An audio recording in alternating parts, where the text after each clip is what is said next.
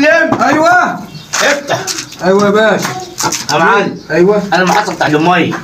ميتها ها؟ ميتها الميه يا عم. ولا بستخدم مي ولا بستخدم حاجه. يا عم مش دعوه، انت عايز التوته اللي جاي له. يا عم 2 انا مشتاق انا مشتاق كل 32 جنيه انا مشتاق يا عم الوصل يا عم فين الاميه فين الاميه شغاله ده الدنيا انا راح انا كده هطلع من الشقه دي مش هقدر في الشقه دي يا عم خلاص. يا عم ده والله ماليش دعوه يا عم ماليش دعوه اميه تشيل انت ولا عايز واحده انت بقى ماشي.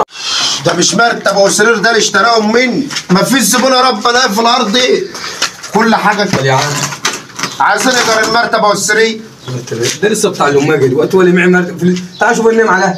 ده انا مالكش تنام عليك حتى انا مالي يا عم. انا عايز الايجار خليني امشي القص. اجيب لك كاش اللي معي حاجه ده انا مش لاقي. مش لاقي تاخد انا ابعت لك صاحب الشقه اللي باع لك كل حاجه.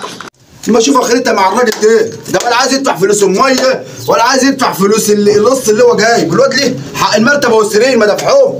انت يا معلم. ايوه مين يا معلم افتح يا عم. ايوه يا حاج احمد.